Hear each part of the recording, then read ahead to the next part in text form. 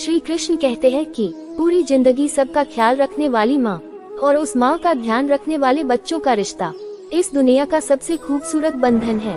बेटे के लिए माँ सिर्फ माँ ही नहीं बल्कि एक दोस्त भी होती है, जिससे वह अपने जीवन की उलझनों को साझा करता है।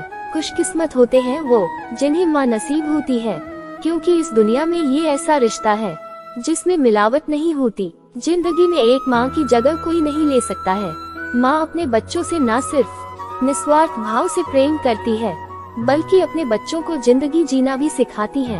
उन्हें रिश्तों की अहमियत बताती है, अपनों से बड़ों का सम्मान करना सिखाती है, दूसरों से प्रेम करना, अनुशासित रहना समेत दूसरों की मदद करना भी सिखाती है। अर्थात एक इंसान अपनी माँ की बदौलत ही समाज में उठने बैठने के लायक बनता है। अर्थात माँ एक व्यक्ति की जिंदगी में सब कुछ होती है, क्योंकि माँ से ही इंसान का अस्तित्व होता है। इसलिए अपने माँ को सम्मान दें और उनकी खुशियों को ध्यान रखें, क्योंकि माँ के प्यार के बिना व्यक्ति की जिंदगी अधूरी है। माँ दुनिया का सबसे प्यारा तोहफा है। माँ भगवान का रूप होती है, जो न सिर्फ अपने बच्चों से निस्वार्थ प्यार करती है, बल्कि उनकी खुशी के लिए किसी भी हद तक गुजर सकती है। माँ हर इंसान की शक्ति और ताकत होती है। माँ न सिर्फ 9 महीने अपने कोख में रखकर दर्द सहकर अपने बच्चों को नया जीवन देती है, बल्कि पूरी जिंदगी साय की तरह अपने बच्चों का साथ देती है। माँ की बेहिसाब ममता को चंद शब्दों में नहीं पिरोया जा सकता। आज मैं आपसे 3 प्रश्न पूछूंगा। पहला प्रश्न, ऐसा कौन है जिस पर लगातार प्रहार करने के पश्चात भी वो मुस्कुराए और आपको सुख दे? आपका उत्तर होगा धरती या वृक्ष। दूसरा प्रश्न, ऐसा कौन है जो बिना आपके कुछ कहे सब जान जाता है, सब समझ जाता है और फिर निस्वार्थ भाव से आपकी सहायता करता है? आपका उत्तर होगा भाई या मित्र। और तीसरा प्रश्न, ऐसे कौन से भगवान हैं जो स्वयं विष का घूंट पीकर आपको जीवन का अमृत प्रदान करते हैं? आपका उत्तर होगा महादेव। यदि आपके उत्तर ये है तो आपके उत्तर गलत है। इन सारे सवालों का एक ही सही जवाब है, और वो है माँ। जब आप अपनी माँ के गर्भ में होते हैं तो उस समय उन्हें कितनी लात मारी होगी आपने, किंतु फिर भी वह मुस्कुरा के आपको आशीष देती रही। आपके बिना कुछ कहे वो सब जान जाती है और इस जीवन के कठिन परिस्थितियों के विष का घूंट पीकर आपको सुख का अमृत दे दी। इस जीवन में आप कुछ भी कर लीजिए, अपनी माँ का ऋण कभी नहीं चुका पाएंगे। यदि कुछ कर सकते हैं तो जीवन के आनंद में, उद्यम में और धन्यवाद में अपनी माँ को स्मरण रखें। माँ का रिश्ता दुनिया का सबसे खूबसूरत रिश्ता होता है, जिसमें सिर्फ प्यार ही प्यार छिपा रहता है। एक माँ का जीवन पूरी तरह अपने बच्चों के लिए समर्पित है। माँ सदैव अपने बच्चों के बेहतर और स्वस्थ जीवन प्रदान करने के बारे में सोचती है, इस कोशिश में लगी रहती है उसके बच्चे की जिंदगी में किसी तरह का दुख न आए। वो अपने बच्चों की जिंदगी को स्वर्ग बनाने के लिए हर वो प्रयास करती है जो कि संभव है। वही जिस तरह माँ बच्चों के उज्जवल भविष्य के लिए अपनी तमाम इच्छाओं को मारती है और त्याग करती है, उसी तरह बच्चों का भी दायित्व है कि अपनी माँ का सम्मान और उनकी खुशियों का ध्यान रखें। माँ की जुबान पर अपने बच्चों के लिए कभी बद्दुआ नहीं होती। बस एक माँ ही होती है जो अपने बच्चों से कभी खफा नहीं होती। एक कर्ज है जो हम सब पर सवार रहता है, वो हमारी माँ का प्यार है जो जीवन भर हम पर उधार रहती है। हमने तो अपनी माँ की हंसी को देखकर समझ लिया कि हमारी भी किस्मत बुलंद है। एक माँ की दुआ ही इस संसार की सबसे बड़ी दौलत होती है। जो समझ गया वो रईस बन जाता है, और जो नहीं समझा वो फकीर रह जाता है। माँ से छोटा शब्द इस संसार में कोई नहीं, और इस शब्द से बड़ा अर्थ और किसी शब्द का नहीं। एक अच्छी माँ हर संतान के पास होती है, पर जरूरी नहीं कि एक अच्छी संतान हर माँ के पास हो। जब इस संसार में प्यार को निराकार से साकार होने का मन हुआ, तब जाकर इस धरती पर माँ का सृजन हुआ। एक माँ की ममता सुरीली संगीत है जो हर किसी के दिल में उतर जाता है। माँ चाहे कितनी भी अनपढ़ हो, पर अपने बच्चों को जीवन के सबसे महत्वपूर्ण ज्ञान माँ से ही मिलते हैं।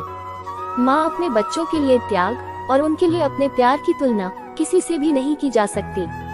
हर बच्चे की पहली गुरु उसकी माँ ही होती है, और माँ जो शिक्षा देती है वह जीवन भर उस बच्चे का साथ देती है। माँ वो होती है जो परिवार में किसी की भी जगह ले सकती है, पर पूरे परिवार में कोई नहीं होता जो एक माँ की जगह ले सके। जब एक रोटी के 4 टुकड़े होते हैं और खाने वाले 5 लोग होते हैं, तो एक माँ ही होती है जो छत से कह देती है कि मुझे भूख नहीं है। इस संसार में सब चीज बिकाऊ है, सिर्फ माँ की ममता ही एक ऐसा है जिसे कोई बेच नहीं सकता। बहुत देखे हैं हमने जमाने में प्यार मोहब्बत में जान लुटाने वाले, कभी अपनी माँ से भी जाकर पूछना कि कितनी मुश्किलों से तुझे पाला है। उसने रातों में उठ के इस संसार में हर जगह ईश्वर का पहुंचना मुमकिन नहीं था, इसलिए उन्होंने माँ की रचना की। इस पूरे संसार में सिर्फ माँ ही एक ऐसी होती है जो किसी भी हाल में जान लेती है कि उसके बच्चों की आंखें सोने से लाल हुई है या रोने से। इस पूरे संसार में सिर्फ माँ बाप ही है जो अपने बच्चों से सच्चा प्यार करते हैं और उन्हें सच्चा प्यार दे सकते हैं। बाकी पूरा संसार सिर्फ दिखावा ही करता है। जरा समय निकाल कर अपनी माँ को देखकर मुस्कुरा भी लिया करो, क्या पता तुम्हारी किस्मत में तीरथ जाना ही ना लिखा हो। इस संसार में सिर्फ एक माँ ही है जो उस चट्टान की तरह होती है जो अपने संतान पर आने वाले हर मुश्किल से पहले उससे टकराती है। माँ के हाथों में जादू है, जो सर पर हाथ फेरती है तो लगता है भगवान उतरकर सिर्फ मेरे लिए मेरे सिर पर हाथ फेर रहे हैं और मुझे आशीर्वाद देने आए। हमारे पूरे भारत देश में अलग अलग भाषाएं, अलग अलग लोग हैं, लेकिन सब अपनी जननी को माँ ही कहते हैं। अलग अलग भाषा होने के बाद भी माँ को माँ ही पुकारा जाता है। हमारी माँ ही हमारे अस्तित्व का निर्माण करती है। हमारी माँ ही हमें एक आदर्श व्यक्ति बनाती है। वो हमारे आत्मविश्वास को कभी घटने नहीं देती और हमें हमेशा प्रेरित ही करती है ताकि हम आगे बढ़ते रहें, कभी रुके नहीं। माँ हमारे जीवन की वो नींव है जिसकी वजह से हम मजबूत रहते हैं। माँ हमें शारीरिक और मानसिक दोनों रूप से मजबूत बना दिया है। एक आदमी एक दुकान में नौकरी किया करता था। वह मेहनती था। काम के प्रति उसकी मेहनत और लगन देखकर उसका सेठ बड़ा खुश रहता था। वो आदमी भी उस दुकान की नौकरी से संतुष्ट था। एक दिन वह बिना बताए छुट्टी पर चला गया। सेठ उस दिन सोच में पड़ गया क्योंकि ऐसा पहले कभी नहीं हुआ था। वो सोचने लगा, ऐसी क्या बात हो गई कि ये छुट्टी पर चला गया और मुझे बताया भी नहीं। कहीं उसे पैसों की तंगी तो नहीं रही होगी। ये विचार मन में आते ही सेठ ने उसकी पगार बढ़ाने का निर्णय ले लिया। अगले दिन वह आदमी काम पर आया। सेठ ने उसे अपने पास बुलाया और उसे बताया कि मैंने तुम्हारा वेतन बढ़ा दिया है। अगले महीने की पहली तारीख को उस आदमी को बढ़ी हुई पगार मिली। उसने पगार ली, मगर उसने कोई प्रतिक्रिया नहीं दी। न ही उसने सेठ को धन्यवाद दिया और न ही वह ज्यादा खुश हुआ। बस रोज की तरह काम करता रहा। पगार बढ़ा देने के बाद सेठ निश्चित था कि अब वह आदमी और मेहनत से काम करेगा। कुछ महीनों के बाद फिर से वह आदमी बिना बताए छुट्टी पर चला गया। इस बार सेठ को बहुत गुस्सा आया कि ये कैसा लापरवाह आदमी है। एक तो मैंने इसकी पगार बढ़ा दी, इसके बाद भी इसको अपनी जिम्मेदारी का एहसास नहीं है। फिर से इसने बिना बताए छुट्टी मार ली। अगले दिन वह आदमी काम पर आ गया। सेठ ने पहले ही तय कर लिया था कि अब वह उसकी पगार घटा देगा। उसने उसे बुलाकर बता दिया कि अगले महीने से तुम्हें वही पगार मिलेगी जो तुम्हें पहले मिलती थी। अगले महीने उस आदमी को घटी हुई पगार मिली, लेकिन इस बार भी उसने कोई प्रतिक्रिया नहीं दी, न ही उसे दुख हुआ। बस अपने कामों में लगा रहा। ये देखकर सेठ हैरान रह गया। उसने उसे बुलाकर पूछा, क्या बात है? जब मैंने तुम्हारी पगार बढ़ा दी तब तुम खुश नहीं हुए, और जब मैंने तुम्हारी पगार घटा दी तब तुम दुखी भी नहीं हुए। आखिर क्या बात है? आदमी बोला, सेठ जी, जब मैं पहली बार काम पर नहीं आया था उस दिन मेरे बेटे का जन्म हुआ था। उस समय अपने मेरी पगार बढ़ाई तो मैंने सोचा कि जो अतिरिक्त पैसा मुझे मिला है वो उस बच्चे के हिस्से का है, इसलिए मैं ज्यादा खुश नहीं हुआ।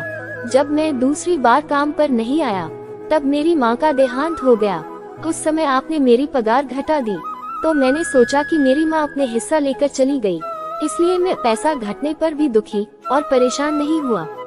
ये बात सुनकर सेठ बहुत खुश हुआ और उस आदमी को अपने गले से लगा लिया। इस कहानी से हमें क्या सीख मिलती है? जिंदगी कभी भी एक सी नहीं रहती है। उतार चढ़ाव तो जिंदगी का हिस्सा है। जब तक जिंदगी है अच्छा वक्त भी आएगा और बुरा वक्त भी, इसलिए वक्त चाहे जैसा भी हो उसे पार कर ले। जिंदगी के दबाव में आना बंद करके हर हाल में खुश रहना सीखे। दोस्तों, इस वीडियो में बस इतना ही। मिलते हैं अगले वीडियो में। दोस्तों, अगर आपको हमारी वीडियो अच्छी लगी हो तो वीडियो को लाइक करके अभी हमारे चैनल को सब्सक्राइब कर लीजिए ताकि हमारी हर वीडियो आप तक पहुंच सके। धन्यवाद। जय श्री कृष्ण।